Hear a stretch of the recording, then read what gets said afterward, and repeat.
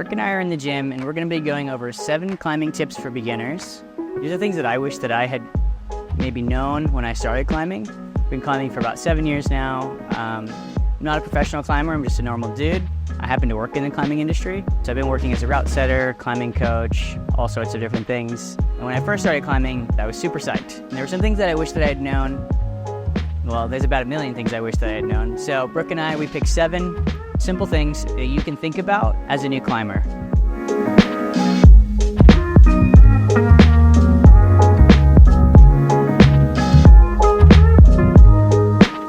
I'm going to hand you off to Brooke. She's going to go over the first tip here. This is something we've talked about before, but again, it's really important, and we can go a little bit more into detail here. So our first tip, and this happens to be one of our most viral videos ever, is when we covered this. It's something that's very simple, but it's something I see new climbers struggle with a lot, and that is keeping your arms straight and more relaxed rather than bent and really, what would you call this? Really engaged. A lot of times people are overgripping, and I see them on the wall. They're on their climb and they're just like this. And it's so hard to move to the next hold if your arms are like this. So I'm going to show you guys an example. Okay. This V1-2 is actually a really great example because it's kind of at your chest. So a lot of climbers are going to be doing this number. I'm going to see them really bent and really engaged. And it doesn't come naturally to you, but instead, I want you guys to think about being more relaxed like this. So my next hold is right here. Instead of being like this and going like, what we're going to do is we're going to use our momentum, use our feet, relax, and hold to the next hold. So again, let's pretend I'm right here. I've matched again. Instead of doing this number and trying to go up, we're going to relax and reach. Very simple, but again, if you notice you're really engaged and you're doing kind of these like T-Rex arms, think, how can I relax my arms? We're going out of order. This is supposed to be number 1. This is number 2. So tip number 2 is when you hear everywhere, and for good reason. And tip number 2 is to focus on your footwork. I think the biggest learning curve is figuring out how to use these weird shoes, and how do you stand on a tiny little hold like this thing. As a beginner climber, you see a lot of really big gains in strength in your first few weeks of climbing. However, a lot of people will often neglect how precise you can be with your foot, where to step on a hold with your foot. So we're going to go a little bit more into why you should focus on your footwork and how you can do those things. Ready? And one of the biggest things you want to learn how to do is how can you use your shoes and your lower half of your body to maneuver your body around the wall and not relying on your arms to do all that work. Our leg muscles connecting to our core, then connecting to our upper body. So thinking about it this way, we need to find the best place to use that power in our shoes. So if you want to come a little closer, these are some training shoes I have. They're pretty gross, but anyways, the big toe is what you really want to focus on in most situations. You can see I've worn through the shoe right here where my big toe would be.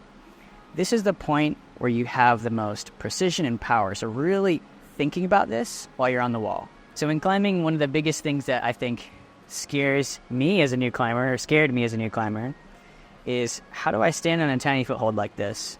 Now, instead of just putting your whole foot on this tiny little hold, we want to think, okay, how can I be precise as possible? And think about the big toe, really getting that surface contact on the big toe in particular, not just smearing on this thing, because that's when you're going to slip. So you need to think big toe on the hold, and then you must weight the foothold.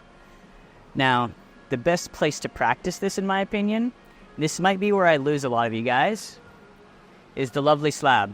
If you don't know what slab climbing is the opposite of climbing in the steep, so the super overhanging walls. These are the walls that are the opposite. So this is about a 2-degree slab. I'd say this is typically where climbers feel the most insecure because all of your weight is going to be in your feet and not in your arms and your upper body. I still think slab and more vertical, so straight up and down walls, are great places as a beginner to really practice how precise can I put my big toe immediately on the foothold. As opposed to, as a beginner, I think a lot of times you go to put your foot on the hold and it's a bit like this. This is one of those things where The reason you want to practice your footwork is because it will carry over into everything you do. And this basic skill of how can I use my feet to maneuver my body on the wall will carry throughout your entire climbing, regardless of your ability, experience, etc. So tip number 3 is something that I did not do as a new climber, and I slowly learned over time, and that is making a plan. Making a plan when you look at a boulder and you decide that you're going to give it a try, and before just hopping on the wall and giving it a go, instead kind of look at that boulder, look at the moves and map it out in your head and try to figure out what the beta is. This is something that a lot of climbers will do, and it will progress them so much further than the climbers that just throw themselves at the wall and try it over and over and over without being intentional with what they're trying to do, what the moves are. So I'm going to use this green V0, V1 as an example. When I say to kind of be intentional with the moves and make a plan, I'm going to show you guys what is going through my head when I'm trying to make that plan. So first up, I'm going to chalk up because we know that's important. And then my first step is going to be, where do I start? In our gym, we have these little tags that indicate our starting hold, so I know that my hands start here. The next thing I like to do is, where does the boulder end? And this is something I'm notorious for, which is not looking for that. So we're going to look up and we're going to see, okay, there's a tag on that very last hold. So I know where I start, I know where I finish, and then I'm going to start to think about the moves with my arms and with my feet. So I'm starting here, and I see that I have plenty of holds that are kind of snaking up. I'm looking at the feet, I'm spotting them to see that I'm following that move. And then when I look at these holds, you can notice that my hands, both of them can fit on almost every hold, which means I can match these holds. And that makes a big difference when you're climbing, if you're just going specifically from hold to hold, or if you're able to match. So that's another thing I'm going to be thinking about. Let's see how it goes.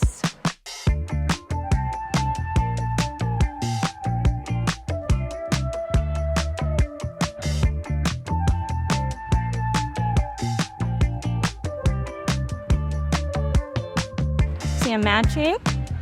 There you go.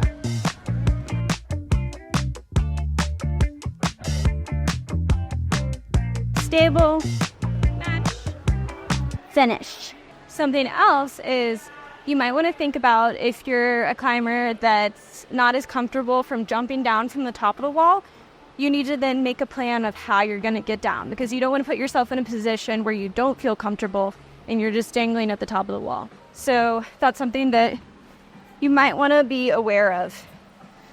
Down climb jugs like these gray ones we have here, or just bigger holds that you can use to get yourself down safely. So our fourth tip, this is one that I was guilty of, and many of you are. Actually, really, every climber has probably experienced this. So tip 4 is make sure you're resting during your session and after your session. When I was a new climber, I was climbing 5-6 days a week, and I didn't really understand what was happening when I was just starting to hurt everywhere. As a new climber, all of these muscles you're building are typically not normal muscles that your average everyday person is working. Your nervous system is basically getting shock loaded by, oh yeah, I'm going to hold on to these tiny little holds. I'm going to pinch these weird things. So yeah, your body is basically not quite used to this yet. So you want to build slowly up to it. So this is 2 parts. When I say resting during your session, there's a lot of things you can do while you're resting to kind of give yourself something to occupy your time with. Now, there's no magic solution on how long you should rest in between each go, but just use some common sense. Like, if you're climbing a really short boulder, maybe don't rest as long, but if you're climbing something super long in a really big cave and you're super pumped, meaning your arms are filled with blood, like in a wall over there, that's when you may need to rest for 5 minutes, 10 minutes, maybe longer. Here's some things you can do while you're resting. You can brush the holds. Brushing holds is really underrated in my opinion. Essentially, you brush the holds, you can make it so they have a little bit more grip on them. You can brush the footholds. This is something I see a lot of people forget to do. You can chalk up. Having a good routine of chalking up every time you climb is also really helpful. Some other things. I recommend, honestly, recording your attempts if you want to. Have a friend record you. If you're not sure why you're falling, If you can see yourself climbing, you can also learn a ton of information from that. So those are some things you can do while you're resting. Once you're rested, you feel a little bit more rejuvenated in your arms. Put your shoes back on. That's another tip. Don't wear the climbing shoes if they're hurting your feet. Put your shoes back on, give it a go. Watch your video back, see how did I do. Then rest a little bit more. Now the after the climbing session part, that's the hard part. Being hydrated is really important. Having a full recovery before you go into your next session is also really important. My first year of climbing, like I said, I was climbing a ton. I wasn't resting very much. I didn't realize the importance of being hydrated, and I popped one of my pulleys in my finger. The combination of all of those things, lack of hydration, overuse, going way too hard, all of these things compounded, and it held me back because I injured my finger. Yeah, I don't recommend as a beginner going crazy hard, 7 days a week. Really take it easy. Like I said, enjoy being a new climber and find a good balance of, okay, how can I climb, recover, and then still feel good in my next session? All right, we're going to get nice and cozy for this one because I think this is the biggest part of climbing that I think some folks maybe aren't as comfortable with, and that's embracing failure. Literally, we call it climbing, but most of the time we're falling off the wall. Maybe not. As a climber of 7 years, I think that it's really, really, really important that you embrace that failure. You really lean into, I'm going to try things that are way too hard. I'm going to try as hard as I can, even as a new climber who maybe I don't feel like I know what I'm doing. The thing is, everyone who was there at one point, this is something that you hear, but maybe you don't think about too often. Climb, fall, learn. That's really the name of the game. Like, don't be afraid to fall. Don't be afraid to try. Maybe a boulder that you think is above your level. Don't set any expectations for yourself. Just go and try things. Know that everyone around you, they're doing the same thing too. Another thing that is really important for new climbers that some people might not include on tips like this, but we think is really important, is learning how to engage with your community. The climbing community is super welcoming and open. And oftentimes if you're climbing at a gym like this one, then they will have opportunities for you to meet other climbers and to engage with them. So I'm going to show you guys some examples of that. For example, right here, we have an intro to bouldering class, which is absolutely perfect for new climbers. This is an example of where you can meet other climbers that are kind of at the same beginning skill level as you, and you can work with them and maybe make some friends. Another one is we have a climbing competition. And when climbers hear competition, especially new climbers, that sounds really intimidating. But oftentimes, if it's a local competition like this one, it's, again, just another way to make friends, to try out some fun boulders. It doesn't have to be something where you're uber competitive and you just feel like, you know, you have to do the best of the best. That's not the case. Oftentimes, it is really just for having fun. Another way to find out what's going on in your community is to see if your gym has any of these like little boards that kind of just talk about different opportunities to meet up with people, maybe like Facebook groups, that kind of thing. And yeah, make sure you're doing that. That is the number one way, honestly, to make friends. And to make friends and climb with them is another great way to become a more skilled and honestly just a happier climber. And for our very last tip, we have to have fun, which is simple enough, but I think that sometimes people get a little bit too serious with climbing. We get a little bit in our heads and we just think that, you know, if we're not sending, we're not having fun, which is really not the case. I think this is also something that as a beginner, when you're so excited about everything, you can easily lose sight of this.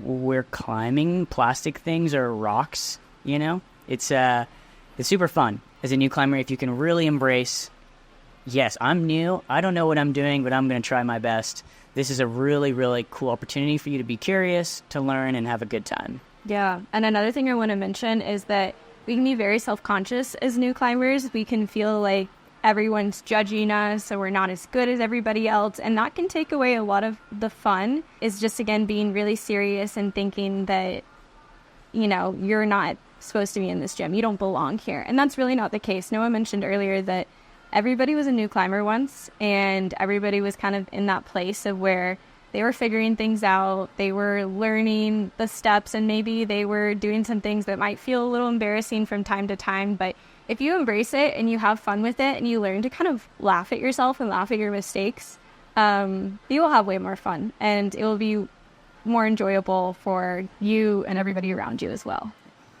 The last thing I'll add to this, every climbing gym has these grades that, like I said, a lot of times people put a lot of value in chasing those grades, the highest number, whatever. Just remember, it's all made up.